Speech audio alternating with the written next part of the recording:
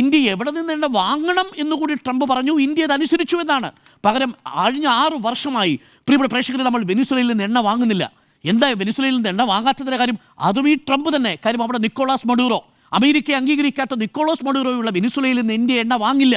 പക്ഷേ ഇപ്പോൾ നിക്കോളാസ് മഡൂറോയെ ആ രാജ്യത്ത് പോയി പിടിച്ചുകൊണ്ട് പോകുന്നു. അവിടെ നിക്കോളാസ് മഡൂറോയുടെ വെനിസ്വേലയിൽ നിന്ന് എണ്ണ അമേരിക്കയ്ക്ക് കൊടുക്കുന്നു. ആ അമേരിക്കയിൽ നിന്ന് എണ്ണ ഇന്ത്യ വാങ്ങുന്നു. അഥവാ വെനിസ്വേലയിൽ നിന്ന് ഇനി എണ്ണ വാങ്ങാം എന്ന് ട്രംപ് പറയുന്നു. വെനിസ്വേലയിൽ നിന്ന് എണ്ണ വാങ്ങണ്ട എന്ന് ട്രംപ് പറഞ്ഞു, നമ്മൾ അനുസരിച്ചു. റഷ്യയിൽ നിന്ന് എണ്ണ വാങ്ങണ്ട എന്ന് പറഞ്ഞു, നമ്മൾ അനുസരിച്ചു. ഇനി 6 വർഷത്തിന് ശേഷം വെനിസ്വേലയിൽ നിന്ന് എണ്ണ വാങ്ങാമെന്ന് പറയുന്നു, അപ്പോഴും നമ്മൾ അനുസരിക്കുന്നു. ഇവിടെ കാര്യങ്ങൾ തീരുമാനിക്കുന്നത് ആരാണ്? ഈ രാജ്യത്തിൻ്റെ പരമാധികാരം, സൊവറിറ്റി നമ്മൾ എങ്ങനെയാണ് മറ്റൊരു രാജ്യത്തെ പ്രസിഡന്റിൻ്റെ കാൽക്കൽ കൊണ്ടുപോയി വയ്ക്കുന്നത് എന്നുള്ളതാണ് രണ്ടാമത്തെ പ്രസക്തമായ ചോദ്യം. മൂന്നാമത്തത്, നമ്മുടെ വിദേശ നയം എന്തിനീ നമുക്ക് പറയാൻ കഴിയുമോ? ഇതിപ്പോൾ ഇയാൻ ബ്രമ്മറിൻ്റെ വാക്കുകൾ പറഞ്ഞാൽ ഇത് തീരുമാനിക്കുന്നത് US പ്രസിഡന്റ് എന്ന നിലയിലേക്ക് കാര്യങ്ങൾ എത്തിയില്ലേ? പ്രിയപ്പെട്ട പ്രേക്ഷകരെ, നിങ്ങൾ ഓർമ്മിക്കുന്നില്ലേ ചേരിചേരാ നയം?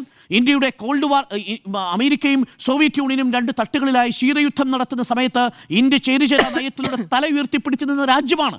നെഹ്റുവിൻ്റെ പിന്തുണയിൽ, നെഹ്റുവിൻ്റെ പിൻഗാമികളെന്ന് നമ്മൾ ലോകത്തിന് മുന്നിൽ വളരെ ശിരസ് ഉയർത്തി നിന്ന സമയമാണ്, നെഞ്ചു വിരിച്ചു നിന്ന സമയമാണ്. നമ്മൾ ഒരു പക്ഷവും ചേർന്നില്ല.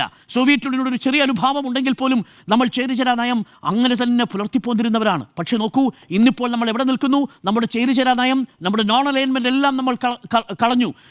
വളരെ പ്രധാനപ്പെട്ട രാഷ്ട്രീയ വിഷയങ്ങളിൽ നമ്മൾ പ്രതികരിച്ചോ? ഏറ്റവും ഒടുവിൽ ഗ്രീൻലാൻഡിലേക്ക് അമേരിക്ക കണ്ണുവെച്ചു. ഇന്ത്യ ഒരക്ഷരം മിണ്ടിയില്ല, മൗനമായിരുന്നു ഇന്ത്യക്ക്. വെനിസ്വേലയിൽ പോയി നിക്കോളാസ് മഡൂറോയെയും ഭാര്യയെയും രാജ്യത്തിനുള്ളിൽ കയറി അമേരിക്ക രായ്ക്കു രാമായണം കടത്തി അമേരിക്കയിൽ കൊണ്ടുപോയി ജയിലിലിട്ടു.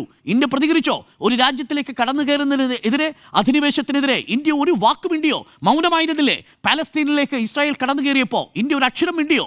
ഗാസയിൽ അമേരിക്കയുടെ നേതൃത്വത്തിൽ UN സമാനമായ ഒരു ബദൽ UN പോലെ US കടന്നു കയറി കമ്പോളം ഉണ്ടാക്കാൻ പോകുമ്പോൾ ഇന്ത്യ ഒരക്ഷരം മിണ്ടിയോ?